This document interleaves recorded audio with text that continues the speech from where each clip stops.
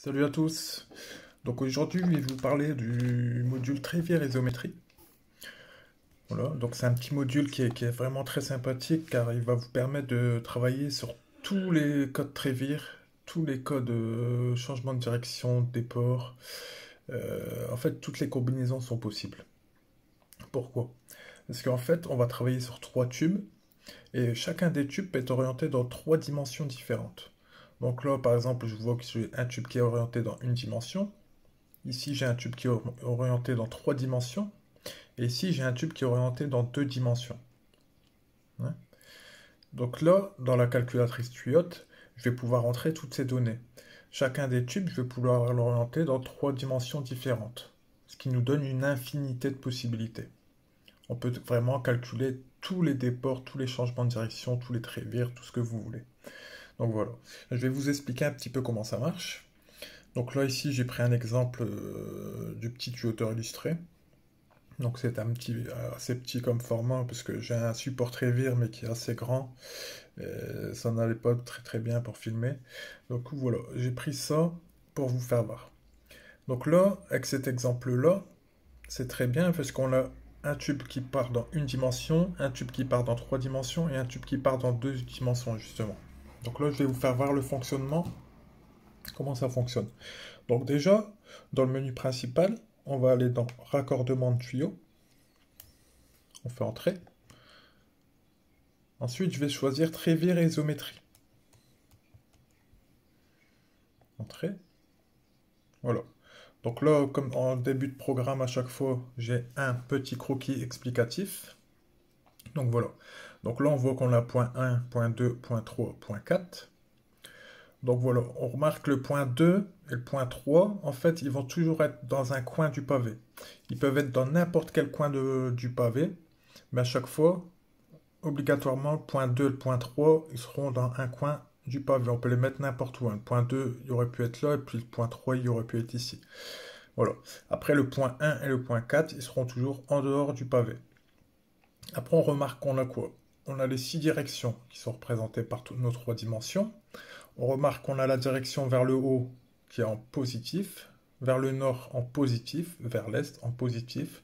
Après, on a l'ouest, le sud et le bas en négatif. Donc là, je vais faire entrer. Donc pour les nombres négatifs, utilisez la touche moins en dessous de la touche 3.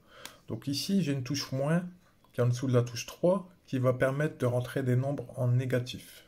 D'accord? Vous allez comprendre pourquoi. Donc là, je fais entrer. Voilà. Donc entrer les longueurs des déplacements dans les trois dimensions. Donc chacun des tubes, on va devoir rentrer son déplacement. On fait entrer. Donc là, j'ai un petit croquis aussi qui explique sur la calculatrice, hein, si on n'a pas notre, comment dire, notre support Trévire, quoi, hein, que je donne avec la calculatrice. C'est un support plastifié, en fait, qui vous permet de faire avec un feutre Velleda, un feutre effaçable pour tableau, qui vous permet de faire votre traçage sur un plan déjà établi. Donc voilà. Si vous l'avez pas, bon, il y a un petit croquis qui vous explique sur la calculatrice quand même la marche à suivre.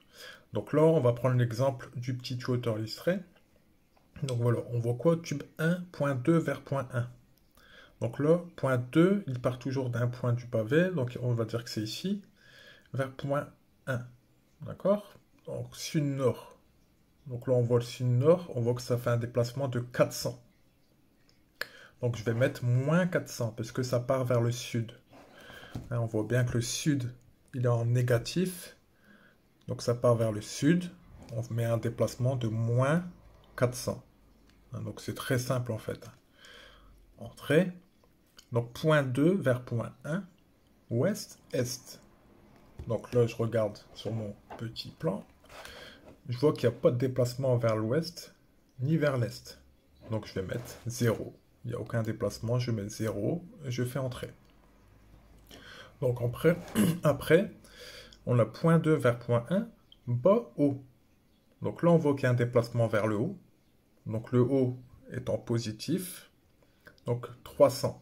Hein, donc là, je vois que mon déplacement il est de 300 vers le haut. Donc là, tout simplement, je vais juste rentrer 300. Comme ça en positif. On met juste 300. Entrée. Donc tube 2. Point 2 vers point 3. Sud-nord. Donc là, notre tube, on avait dit qu'il partait dans 3 dimensions différentes.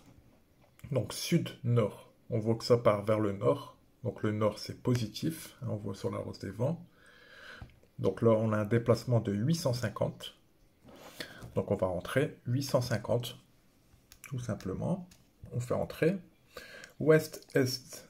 Donc là, on voit qu'on a bien un déplacement qui va vers l'est. Donc le déplacement, il est de 600.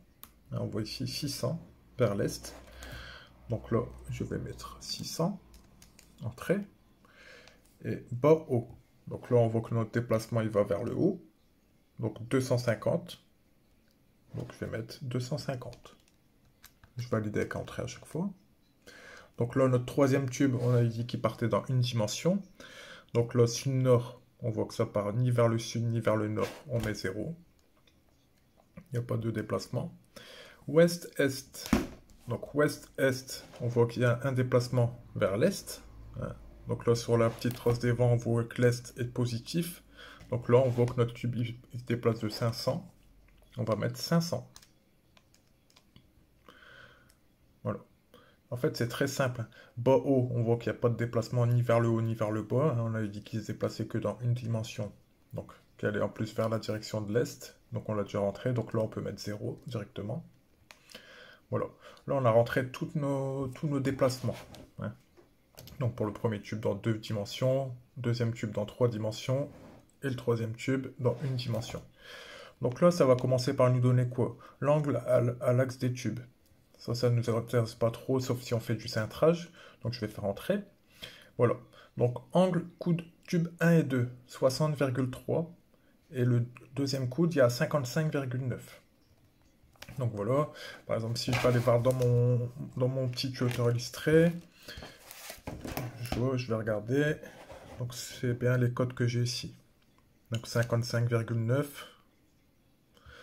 et 60,6. Ouais.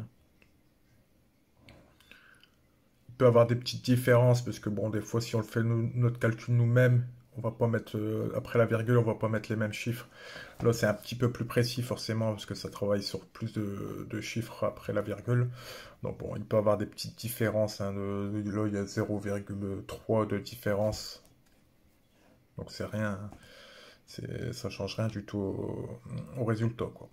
Donc là, en fait, on va couper notre premier tube à 60 et notre deuxième tube, on va le couper à 56. Enfin, coude, excusez-moi. Alors, diagonale, 1070. Ok.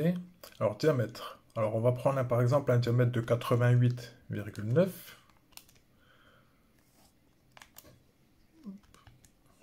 Rayon de coude, 114.